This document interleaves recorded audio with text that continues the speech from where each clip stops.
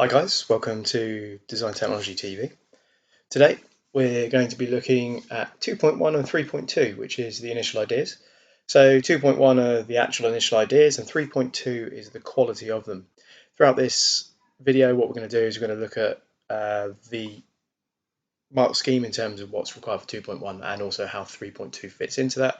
Once we've done that, we'll then look at some examples of work and see where there are good points and bad points. In terms of 2.1, first of all, we're looking for a range of ideas. So we're looking at 10 or more. The important aspect here is that you are creating enough ideas to meet the requirements of the course and also to make sure that you're doing enough. Now, 10 ideas isn't actually written anywhere within the specification, but it's a really good guide for you to start off with. That doesn't mean that you're limited to 10 ideas. So from your point of view, what you want to do is you want to make sure that you're doing as many ideas as you need to. Those ideas can come from sketching, they can come from fast and simple models.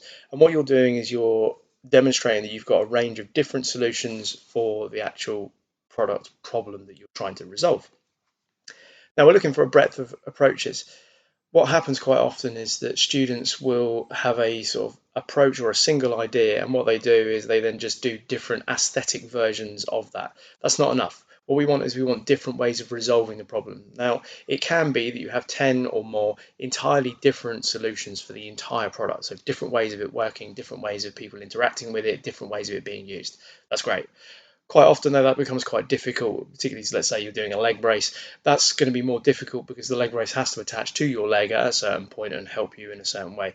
However, what you can do then to add into this initial ideas is for you to actually focus on certain component parts and certain areas. So you might look in for like several different ways that maybe the ankle could flex or the foot could move, which would then aid you in your breadth of approaches. So you're not just looking at the holistic thing every single time. We also want it to be detailed. Now, quite often students will do an approach which is similar to GCSE, where they do just aesthetic changes and they make it look nice on the outside, but what we're not getting is we're not getting the detail that we need here. What we want to see is we want to see you going right down to the nut, the bolt, the screw, the washer. If you're going down to that level of detail, even in your initial ideas, you're doing the right sort of thing. So that's kind of where you need to be. Often that means your investigations need to be fairly in place before you start it.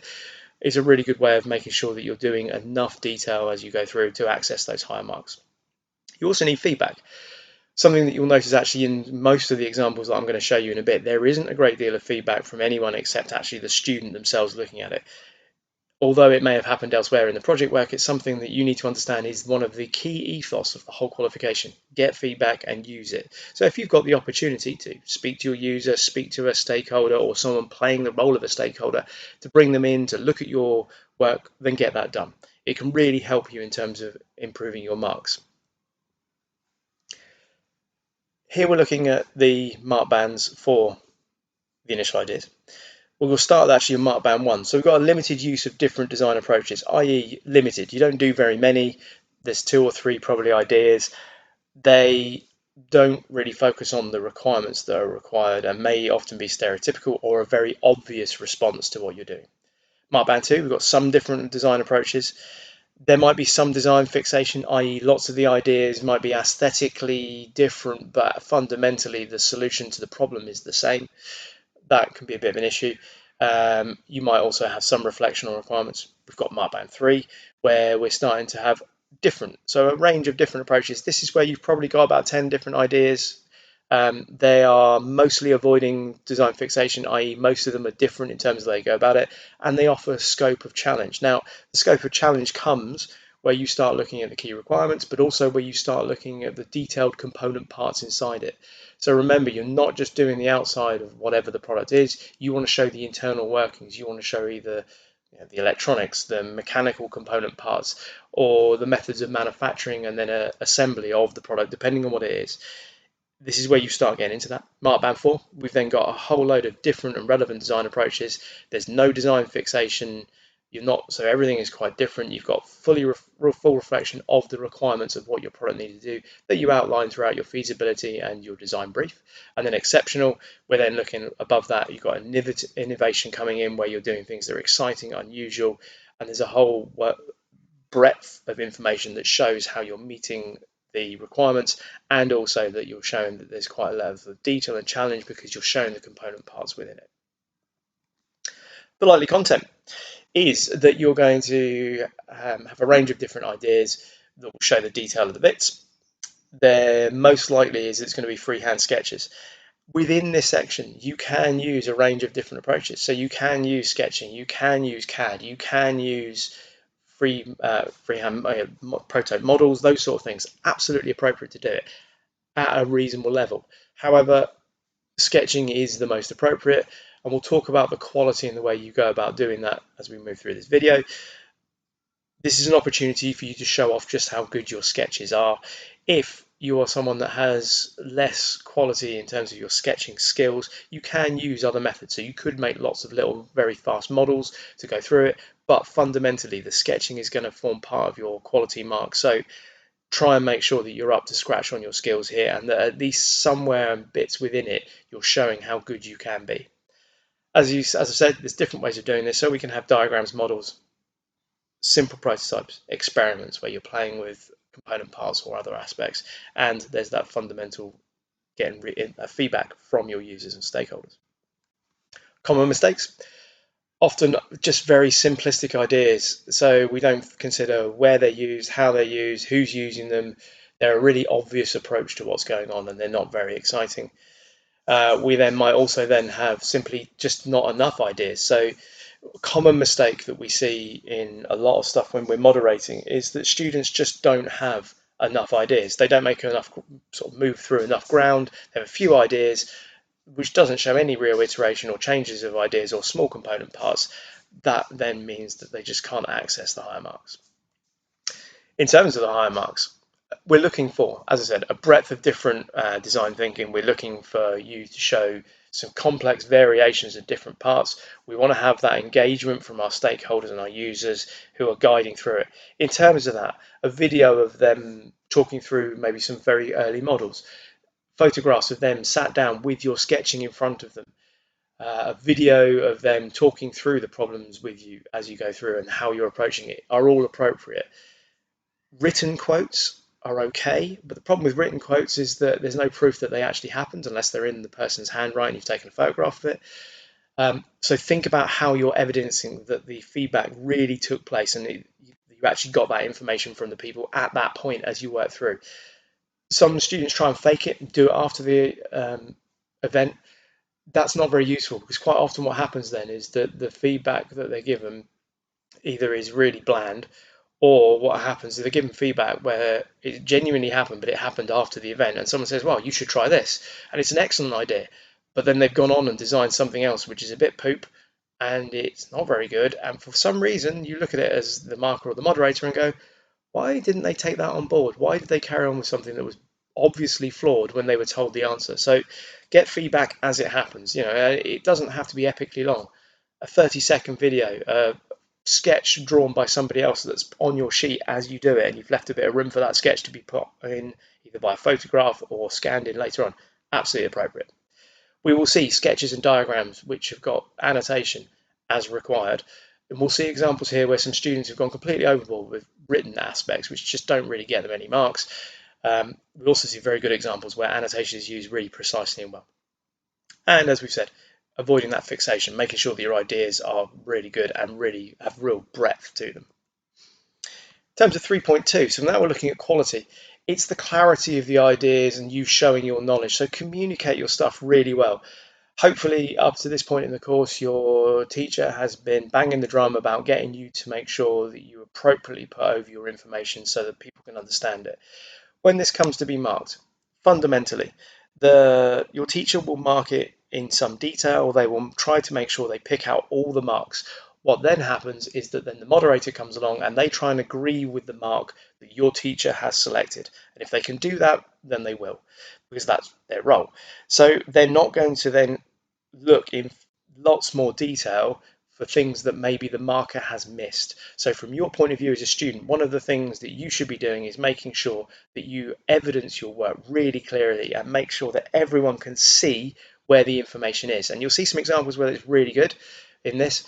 So make sure that we can, one of the rules that I say to my students in 4 or 5 seconds, you should be able to scan across any sheet, whether it's text, drawings, models, and through a mixture of subtitles, coloured boxes, coloured fonts, etc., you should be able to then understand what is on the page, what's being looked at, and how it's being resolved, or the problems that are highlighted from it. If you can do that, you're doing the right sort of thing. There's going to be a range of approaches. So we've talked about the fact that it's going to be sketching, but there's also going to be models to trial stuff, and that can be component parts, that can be all sorts of stuff. Within it, make some of them really sort of super neat and super tidy, really crisp and really good looking, because that will then make sure that quality marks for initial ideas can be added to. Rough and untidy is absolutely appropriate for most of it, but once in a while just do something that's just a little bit more special. It might take you slightly longer, but it means that you're more likely to access those higher marks. As we've just said, not all your ideas need to be excellent. You don't have to have beautiful sketching everywhere. Some of the examples I'm going to show you do, but you don't need to do that. You can have sort of back of napkin kind of sketching that's really rough and ready, but is where you are just working very quickly through the process. That is absolutely appropriate, and that's really good to see. However, if you're going to get the highest marks in 3.2, you also want to show off your skills. So it's not just about the communication of your ideas, it's also about the quality of those ideas too. So get some really high level sketching in there, get some wow factor into it. If you're good at rendering, then get it into there. If you are really good at modeling, then get one really crisp, nice quality model that might be laser cut and take you slightly longer, or it might have small detailed component parts in it. Whatever is the best way of you doing it for your project, just make sure that you show off a little bit. So we'll look at Markband 4 because it's the most appropriate for us here. We're looking for graphic and modeling skills that are excellent. You want to consistently and appropriately communicate your initial idea thinking. It's as simple as that. You'll also notice in this Markband that the Markband doesn't go as high. So this is only out of 13 marks. So the quality marks are not as impactful as they could be. From your point of view, if you're not very good at sketching and your modeling's a little bit dodgy, it's not going to be the end of the world if you don't score top marks in this, because it's not going to impact hugely on your overall grade. That said, it could be the thing that flips you over from one grade boundary to another, so it's something that I would certainly say work on. It also is the thing when you're starting to go for university interviews and everything else. This is the stage that you'll have completed, this is the evidence you'll have, and if you can take that in your portfolio up to your university or to a apprenticeship, you can really wow them with your skills at this stage. So, don't skimp it if you've got those skills, or don't leave it to later if you have to.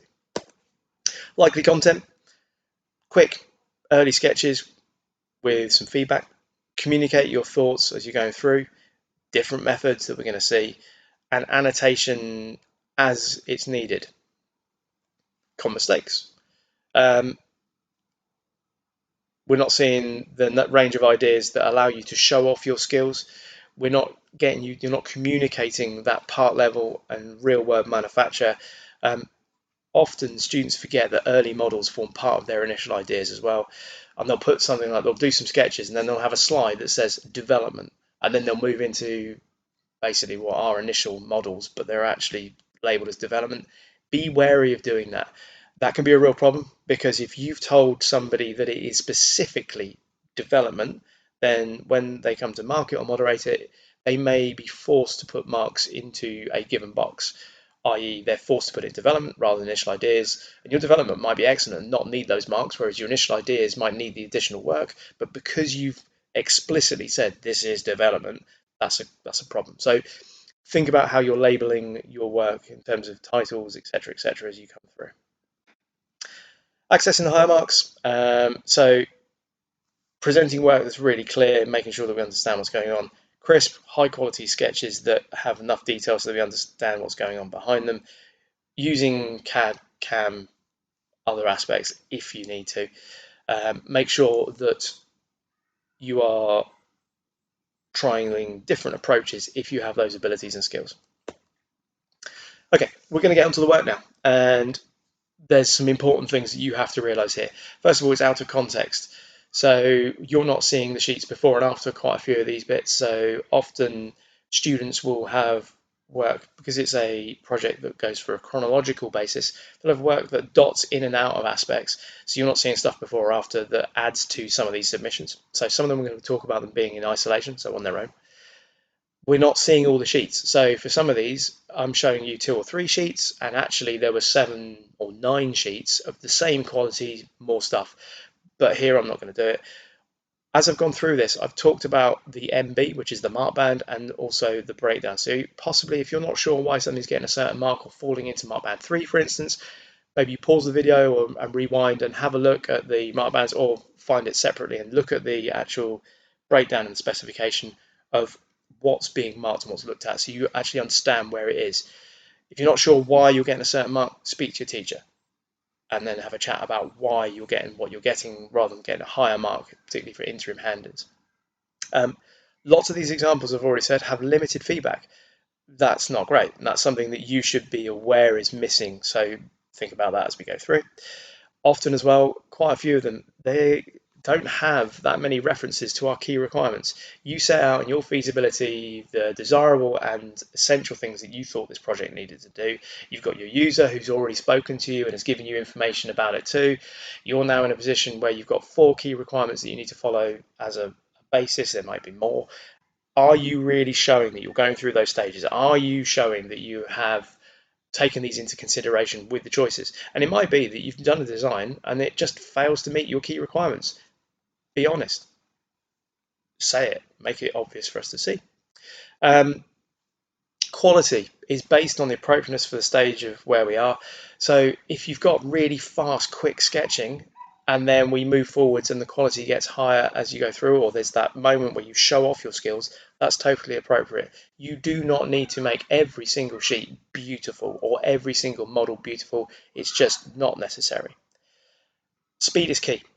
Often students in their initial ideas, they get bogged down with quality or redoing things early on because they want to get the higher marks, and we all understand why that is.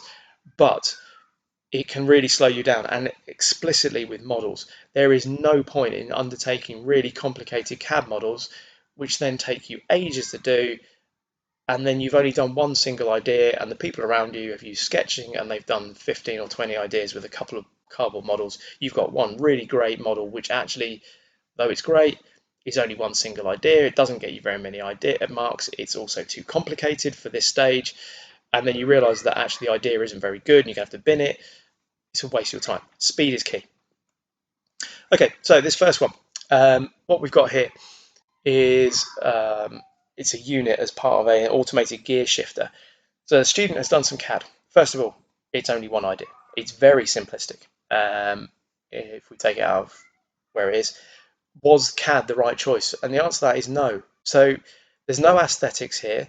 There's quite simplistic CAD being used. Yeah, we've got some component parts so we can see the main screws and where they sit randomly through the screen, which is a bit odd. Okay, we've got some, we can see how the component parts fit together as an idea. It doesn't really show us a range of ideas. It hasn't got that level of detail to get it above mark band 2. So we're looking at low mark band 2 here. The other thing to say is that this level of written work is just totally disproportionate. There is no requirement ever for this level of written work. You'd better off just having a few bullet pointed keywords and a few annotations here and there to show what's going on. Don't waste your time doing this. It is not going to get you high marks in your initial ideas. Yeah, you are asked about critical analysis or critical thinking as you work through your design development, and we'll talk about that in the next video. However, have some critical thinking that's coming in. That's done by complexity of your models and your complexity of your sketching, not by absolutely tons of written work, which is just bland and not very exciting to read through. Here we move on. This is actually the same student, so it's now more than a single idea because he's trying some other bits. These are tests from component parts. Great. Again, there is too much written content here. Does he have to write all the stuff that he writes? So, there's bits here where he's just waffling on. Cut out the waffle. Don't want to see it. It's just going to be a waste of your time. We've got some detail of the component parts. He's considering what's happening in the real world, how it might be used in a sort of fairly kind of generic kind of way, which brings him into mark band 3. It could have been higher if we knew more about the component parts he was using, more if there was a video of the test and we could actually see what was going on. That would have been more useful. We could also have more consideration of where this product would sit within the gear changer and what it was supposed to do. So there's a lot of stuff we don't know, which makes this fairly low mark. Here we've got a medical support. It's got some quite nice sketching on the left hand side. It's got an exploded view, which is nice too, so we understand the component parts. So we've got some consideration of the details. We can see how it's used. However, we've got some user needs, but there's no feedback from anyone else.